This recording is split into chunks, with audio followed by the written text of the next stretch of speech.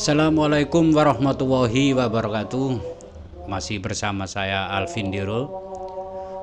Malam ini saya akan membahas yaitu perbandingan atau komparasi satu tema ya. Maksud saya satu tema komparasi antara tokoh, baik itu tokoh politik, pejabat atau tokoh agama versus wong embongan. Tapi sebelumnya yang lagi kita dengar malam ini adalah malam Hari Raya Idul Adha.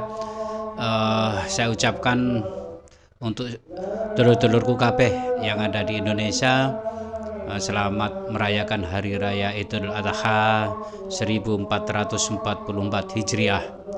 Mudah-mudahan kita tetap diberikan iman, diberikan kesehatan dan umur panjang yang barokah. Amin. Oke,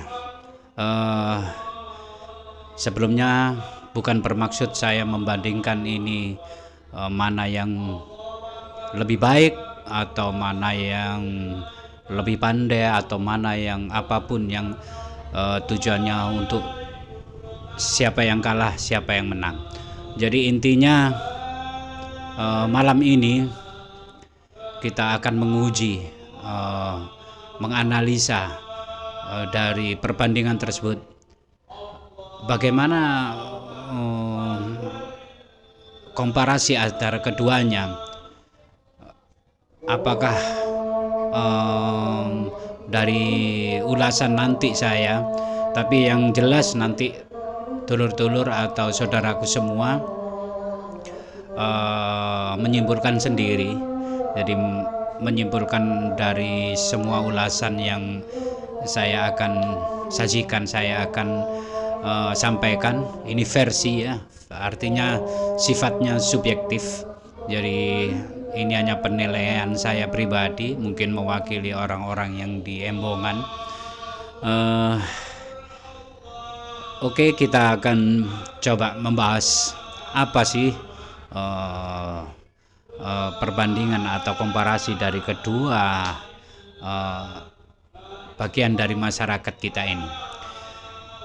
Antara pertama yaitu tokoh masyarakat atau apapun itu versus wong embongan. Yang jelas perbandingan pertama, komparasi pertama, kita ukur dari satu sisi pendidikan, latar belakang pendidikan. Oke, mungkin gak terlalu saya jabarkan lebih lebar. Yang jelas kalau kita membuat perbandingan, komparasi antara keduanya, mungkin yang jelas ini bukan lagi tokoh masyarakat ataupun tokoh atau agama atau siapapun mempunyai latar belakang yang lebih jenjang pendidikan lebih tinggi. Artinya begini, jadi untuk jenjang pendidikan sendiri secara akademis, beliau adalah bukan orang-orang yang tidak berpendidikan. Beliau dalam arti sangat betul-betul sangat kredibilitasnya sangat bisa dipercaya. Artinya dari pendidikan, kalau keduanya kita bandingkan, yang hasilnya atau parameternya adalah bahwa keduanya orang Embongan sudah jelas pasti kalah.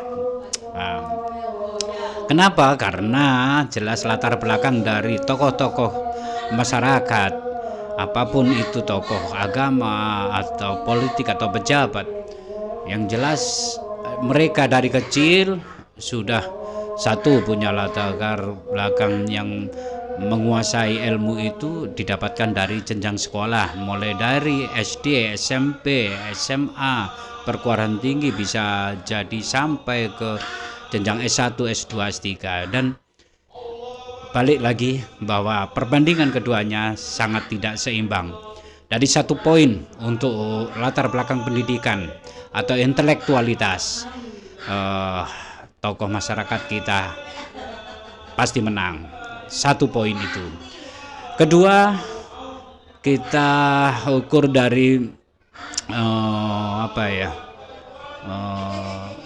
kalau dibilang adalah profesi atau pekerjaan.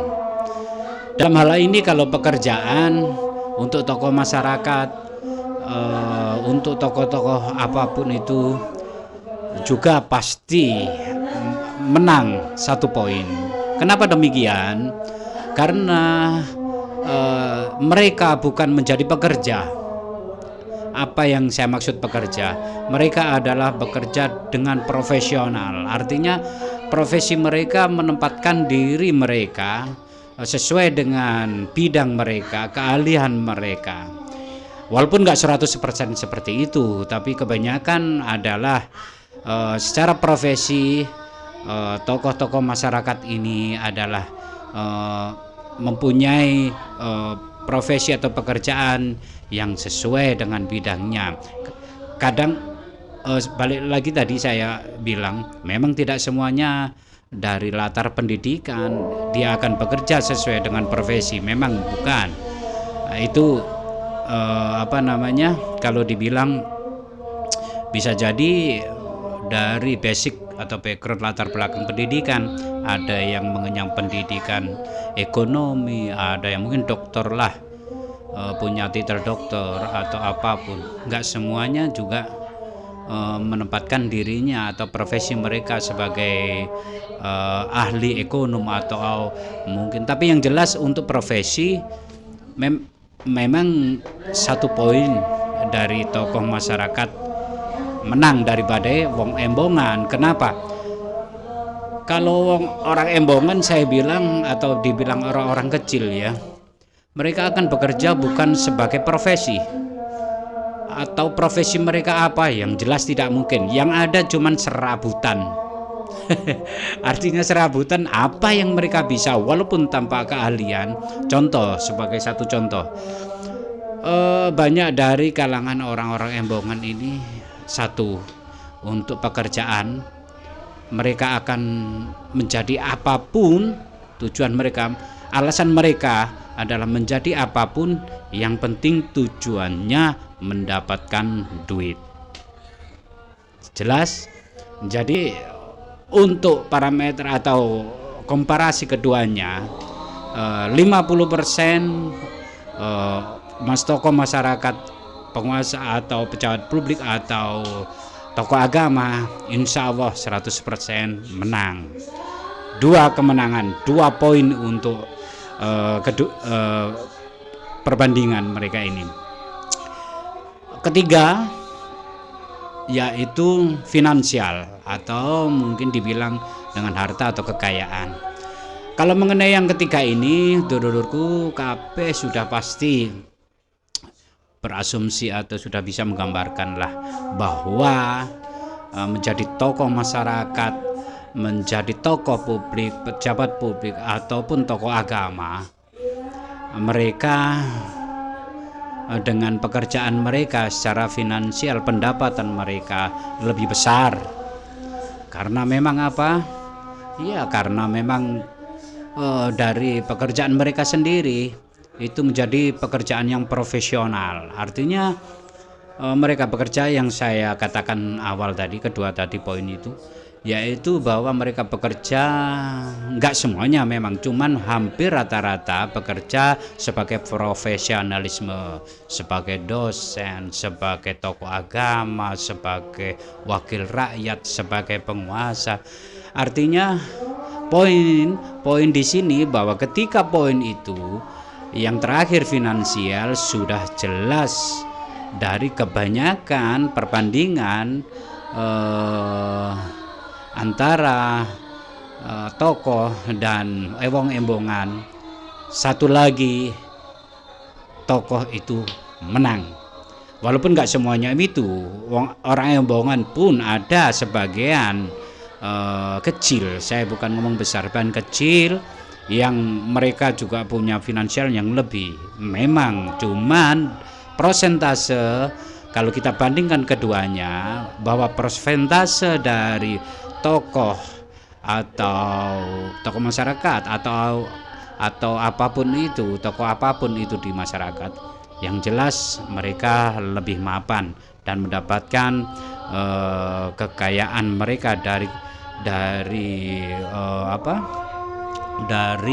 pekerjaan yang sesuai dengan profesionalisme mereka. Oke, dari 3 ini sudah jelas 3 poin. Mungkin ada poin berikutnya, tapi untuk saat ini mungkin analisa saya, kajian saya untuk sementara 3 ini. Jadi 3 poin komparasi antara tokoh masyarakat, tokoh publik, pejabat publik ataupun tokoh agama tidak sebanding dengan wong embongan. Dalam arti persentase wong embongan semuanya kalah. Dalam artian begini, kalau dibilang kalau ada kasta, artinya jadi orang embongan itu menempat di tempat kasta yang paling terendah. Kalau nggak salah apa itu? Kasta apa ya? Kasta sudra kalau kalau di agama mungkin Hindu, kalau budaya ya. Mungkin kita sudah jelas. Yakin juga telur-telurku, untuk kita bandingkan itu sudah jelas punya kesimpulan, punya asumsi bahwa mengapa harus dibanding-bandingkan, kan gitu. Pasti punya pikiran seperti itu. Tetapi sebelum saya ambil kesimpulan bahwa ada poin-poin di mana ketika kriteria tadi, standarisasi tadi, yang mulai dari pendidikan atau latar belakang pendidikan, intelektualitas dan finansial, juga profesi. Untuk ambil kesimpulan, sebelum saya ambil kesimpulan tadi, ada beberapa poin bahwa orang embongan tidak kalah. Sekarang saya balik lagi ke poin pertama. Standarisasi pendidikan atau intelektualitas. Oke, orang embongan pasti kalah 1 poin. Tetapi sekarang ada poin versi orang embongan. 1. Apakah parameter dari tingginya pendidikan mereka itu adalah standarisasi atau dalam arti begini, apakah itu adalah merupakan parameter menjadi kemenangan, dalam arti kalau kita tarik dalam konteks manfaat, konteks manfaat ya. Jadi saya berbicara di konteks manfaat. Untuk poin pertama, manfaat orang-orang tokoh-tokoh masyarakat ini ya memang bermanfaat. Tapi ada lagi, jadi untuk mereka poin mereka memang manfaat dan tidak mungkin bisa dibandingkan dengan orang embongan.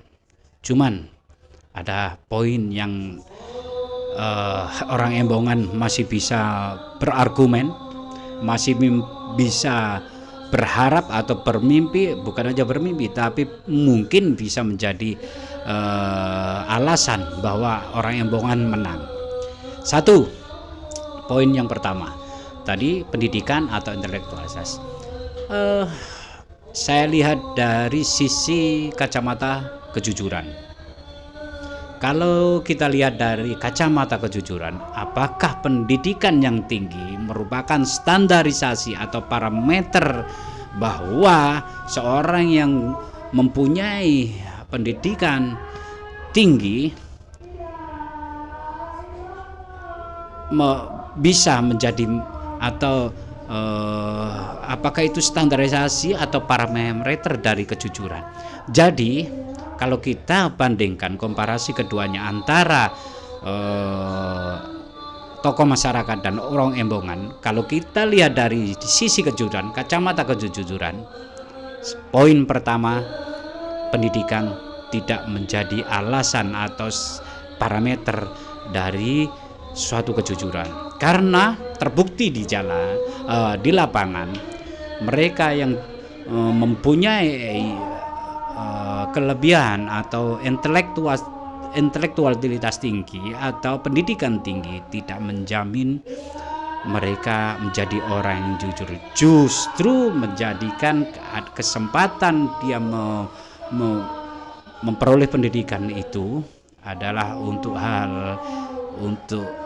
sesuatu yang semakin bisa berdampak pada masyarakat kecil. Artinya begini, justru karena semakin pandai juga peluang besar untuk memanipulasi atau orang jalanan ngakali gitu ya. Ngakali itu apa itu artinya?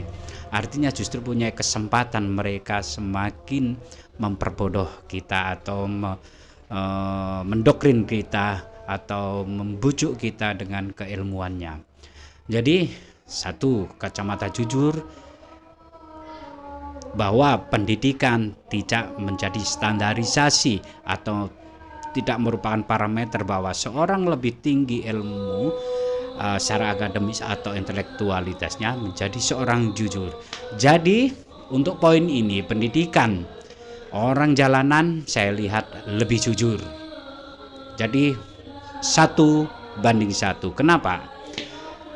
Alasan itu adalah orang jalanan untuk intelektualitas dia hanya menyerap ilmu yang bisa, yang apa dia terima sebelumnya, dia akan dan ini bukan survei tapi merupakan kajian analisa.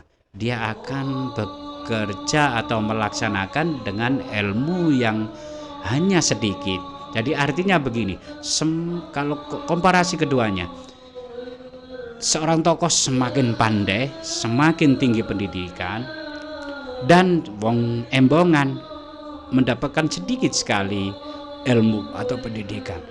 Tapi kalau kita ukur dari persentase penguasa, ukur dari kejujuran, apakah dengan ilmu yang tinggi, dengan ilmu yang hanya sedikit dia dapatkan, menjadi parameter kejujuran, menjadi standarisasi kejujuran.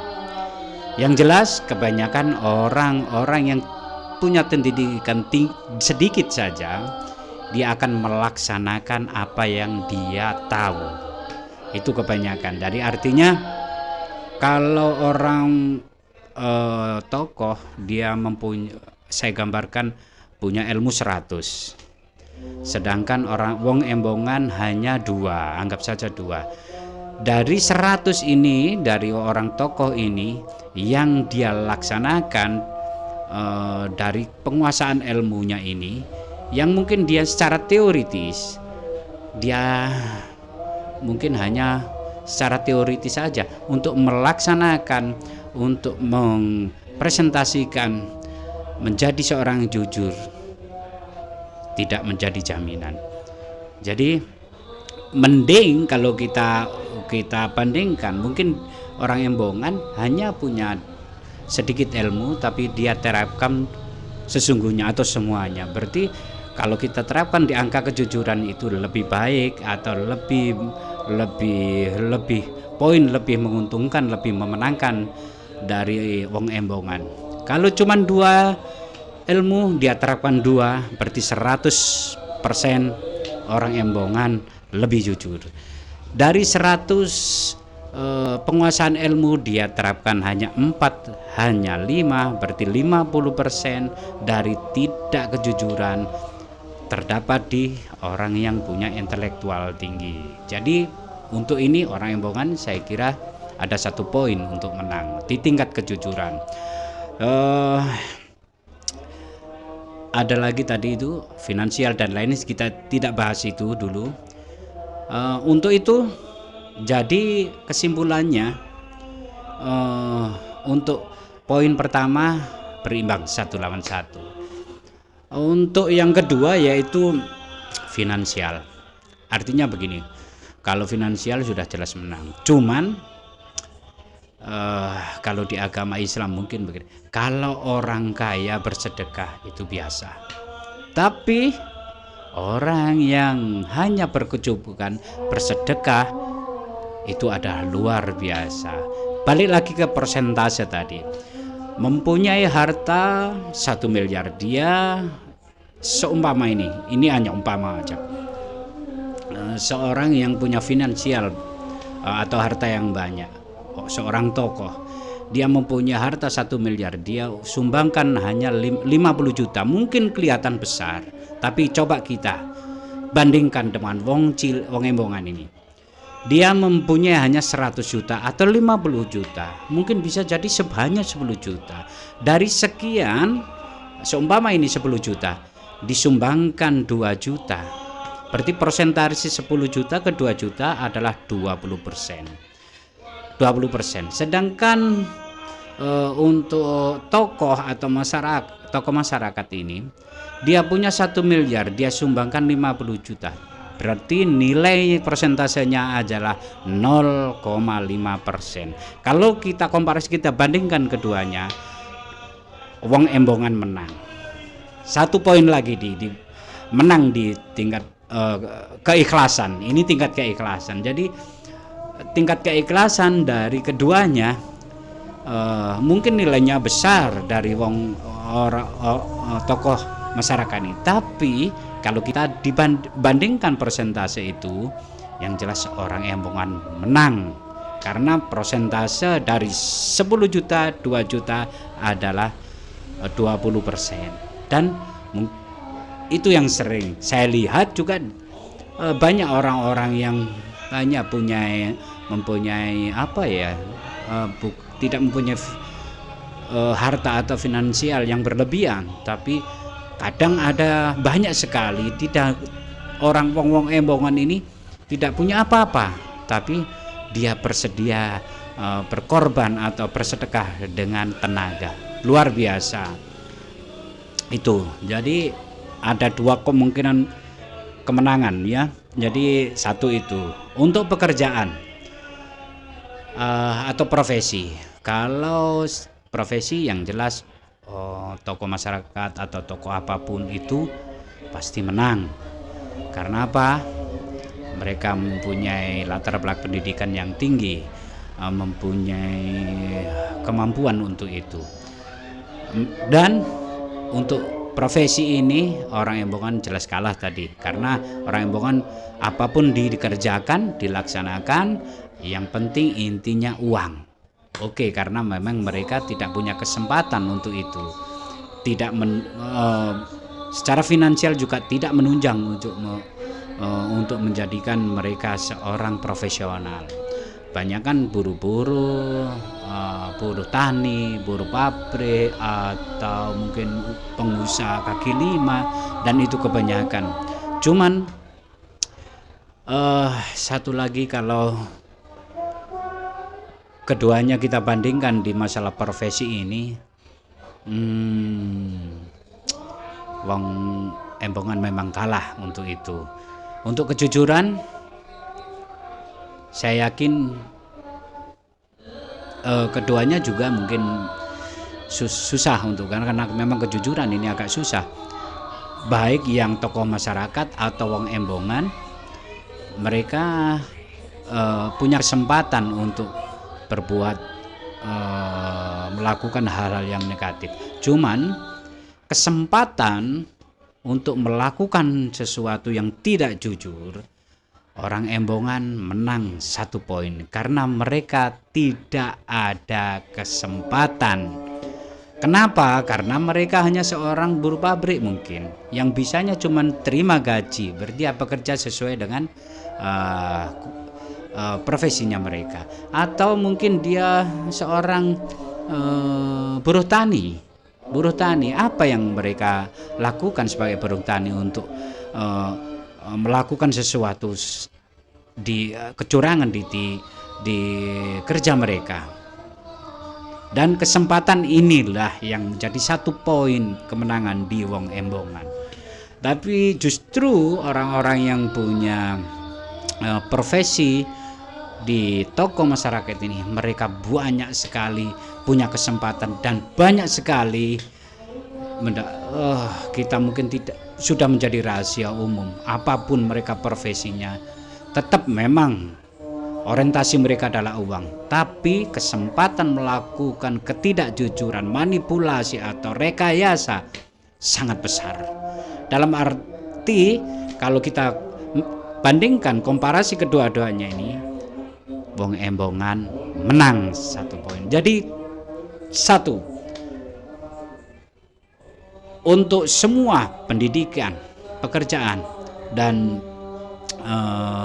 finansial tadi, satu secara fisik Wong Embongan tokoh masyarakat sudah yang tampak kelihatan sudah menang. Tetapi kalau dilihat dari segi jujur, ikhlas, dan kesempatan, orang Embongan tidak kalah. Jadi untuk menyimpulkan seperti itu, monggo silakan Anda mempunyai pendapat sendiri, punya teori sendiri, punya kajian sendiri. Cuman yang perlu diingat adalah bahwa yang bisa merubah peradaban pertama adalah kekuasaan dan ilmu. Itu saja dari saya, Alvin Dero, versi teori atau kajian orang Embongan. Terima kasih, dan sekali lagi saya ucapkan untuk dulur-dulurku muslim di Indonesia, selamat merayakan Hari Raya Idul Adha 1444 Hijriah. Sampai ketemu lagi. Assalamualaikum warahmatullahi wabarakatuh.